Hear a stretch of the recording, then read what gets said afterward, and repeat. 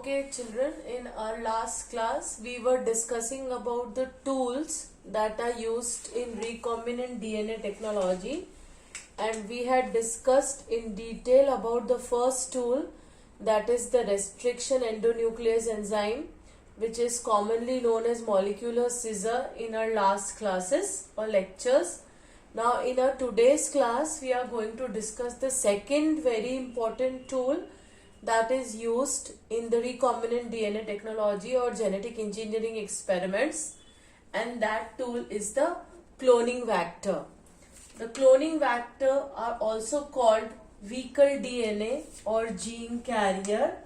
They are so called because they can carry the foreign DNA or the gene of interest into the host cell, and inside the host cell the gene of interest replicate or produce the multiple copies. Now these are the examples of the cloning vectors. Plasmids, bacteriophage. Bacteriophage is a virus that kills the bacteria. Yak, yeast artificial chromosome. BAC, that is bacterial artificial chromosome. And some plant and animal viruses. These are basically used as cloning vector. The most widely used cloning vector is the plasmid. Now, Stanley Cohen and Herbert Boyer were the scientists who discovered the plasmid or isolated the plasmid from E. coli strain K12. And this plasmid was used as a vector to carry the gene of interest and to produce the recombinant DNA. In our previous lectures also we had given the definition of plasmid. Now once again let us revise the definition or how the plasmids can be defined. So plasmids are extra chromosomal, self-replicating, double-stranded and circular DNA molecule present in the prokaryotic cell or the bacterial cell. See children, they are extra chromosomal. That means they have nothing to do with the genotypes or the genes of the bacterial cell. They are not at all related to expression of phenotype. They are extra DNA, circular in structure, and that is why they are used in transferring the DNA from the host, from the recipient to the host. Okay? Okay, now let us start with the characteristic that a cloning vector should possess. So the cloning vector should have all these characteristics in them. They should have ORI. ORI is origin of replication. Then they must have selectable markers. They must have cloning site or recognition site for the restriction enzyme, which we will be using to make the cut in the vector DNA. And the cloning vector should have small size.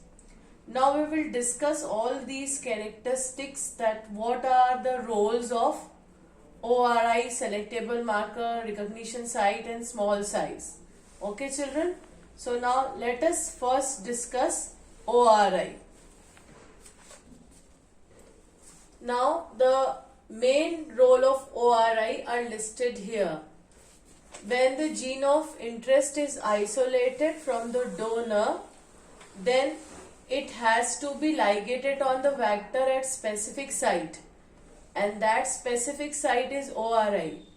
If the gene of interest is ligated at any other point on the vector, then it will not replicate. So the main important function of ORI is that gene of interest is ligated here, so that it can replicate. Beside the replication of gene of interest, the ORI also control the cloning. It control the copy number. Copy number means that how many copies of gene of interest are to be produced. If you need the more copies of the gene of interest, then you need to use the vector with ORI who has got the larger copy number. And if you need the less gene of interest, then under that condition the ORI should have the less cloning capacity, or it should produce less copies of gene of interest. So these are the two main functions of ORI. ORI is the base sequence of base pairs, and here the replication begins. Now when the cloning is done, the vectors should support the high copy number. That is, if the ORI is having the less copy number, then that vector is not considered as a efficient vector. Okay children, so this is the first characteristic which I have discussed. Now let us discuss the second one, that is the selectable marker. Now the selectable markers, the vector should have selectable marker. Now what does this selectable marker do? This selectable marker helps in identifying and eliminating the non-transformants by selecting and permitting the growth of transformants. Now this is the function of selectable marker, that it is going to make the selection between the transformants and non-transformants. Now transformants means those vectors which have accepted the gene of interest. So all those vectors who have got the gene of interest are known as transformants, and those who have not accepted the gene of interest are known as non-transformants. Now for cloning, we will only take the transformants for the cloning process, because the non-transformants are not having the gene of interest. So what is the use of cloning them? So we will only produce the copies of the individual vectors which have accepted the gene of interest. And basically disease resistant genes are used for the selectable marker.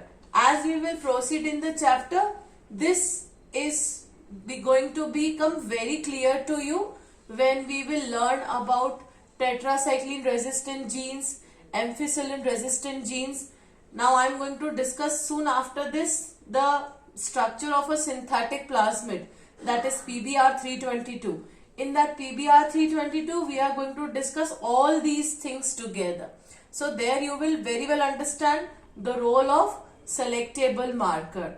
Just now you only try to understand the function, that it helps in identifying and isolating and growth of transformants and rejects the non-transformants. Okay children, now the third important point that a vector should have, or a character that a vector should have, is a cloning site or recognition site for the restriction enzyme which we are using to cut the vector. Now this recognition site should be 1 in number, so that on the vector DNA the cut is made only at one place or one site. If the recognition sites are more in number, then under that condition the restriction enzyme will make multiple cuts on the vector DNA, and as a result of that multiple cuts, the smaller fragments of DNA will be produced and formation of recombinant DNA cannot be done easily. Okay, now the last characteristic that a vector should have, that it should have a small size. Now the small size is required so that it does not break up during the purification process. The bigger size vectors generally break up. That is why we prefer the vectors which are having the small size. Okay children.